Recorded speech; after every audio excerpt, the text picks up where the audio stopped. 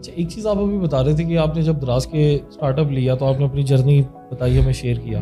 उसके बाद जब आप ये इंटरनेशनल लेवल पे आए हैं, जैसे ईबे, इट्सी वगैरह का आप बता रहे हैं, तो यहाँ पे आप किस तरीके से स्टार्टअप कैसे लिया, और अभी आप कौन से ऐसे प्रोडक्ट्स हैं जो आप वहाँ पे सेल कर रहे हैं? तो वहाँ पे क्या ड्रॉप शिपिंग वगैरह कर रहे हैं या अपना स्टोर वगैरह बनाया हुआ है? देखिए, एक तो मेरा आने का जो मेन मकसद था ना, वो दराज से मैं थोड़ा सा डिमोटिवेट हुआ, क्योंकि मैं देखे ना हर चीज़ की एक खासियत के साथ साथ थोड़ी सी खामी भी बताई जाए, ताकि जो हमारे देखने वाले व्यूवर्स हैं जो इस प्लेटफॉर्म के ज़रिए हमें देख रहे हैं, वो यूँ ना हो कि वो हमें देख के स्टार्ट तो लें, बाद में जो हमें इशूज़ आए वो इशूज़ उनको भी आए, वो कहें जी हमें तो आपने इसके बारे में बताया ही नहीं। हमारे साथ ये इशूज़ हुए कि मोस्टली जो हमारे यहाँ से पार्सल जाते हैं दराज के, वो COD पे जाते हैं, कैश ऑन डिलीवरी पे जाते हैं। अब हमारे जो डिलीवरी वाले जो हजरात हैं, जो कंपनीज़ हैं, मैं नाम किसी का नहीं लूँगा, ठीक है ना, उसमें यह है कि वो क्या करते हैं कि वो ख़ुद इस काम में ऑलमोस्ट मुलविस होते हैं। अब होता क्या है कि हमारे पार्सल यहाँ से 20-20 हज़ार के पार्सल गए, एक पार्सल 20-20 हज़ार का भी गया।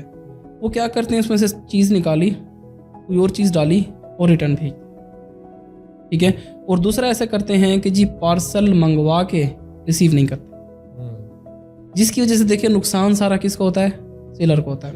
अब मेरे साथ काफ़ी दफ़ा ऐसा हुआ है कि मैंने 20-20 हज़ार के जिम सप्लीमेंट्स सेल किए हैं, क्योंकि मेरी शुरू से आदत ये है कि मैं क्वालिटी के मामले में कंप्रोमाइज़ नहीं करता। बेशक मुझे 10 रुपये भी ना बचें, लेकिन मैं क्वालिटी के मामले में कंप्रोमाइज़, स्पेशली जो खाने पीने की चीज़ हो। अब मैंने सप्लीमेंट 18 हज़ार का परचेज़ मैंने सेल किया, ठीक है, 22 हज़ार का। अब वो पार्सल जब गया है तो उन्होंने क्या किया, उस पार्सल को खोला है, उसके अंदर एक प्लास्टिक के डब्बे में आटा डाल के और मिट्टी डाल के मिक्स किया है, और वो डब्बा में डाल के और वो जो वापसी भेज दिया कि जी कस्टमर ने रिसीव नहीं किया।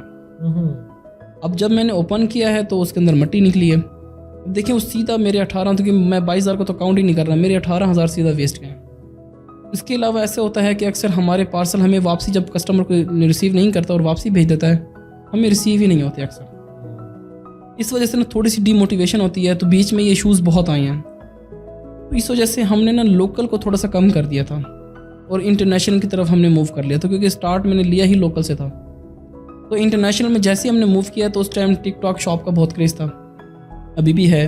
वो स्टार्ट टिकटॉक शॉप से लिया।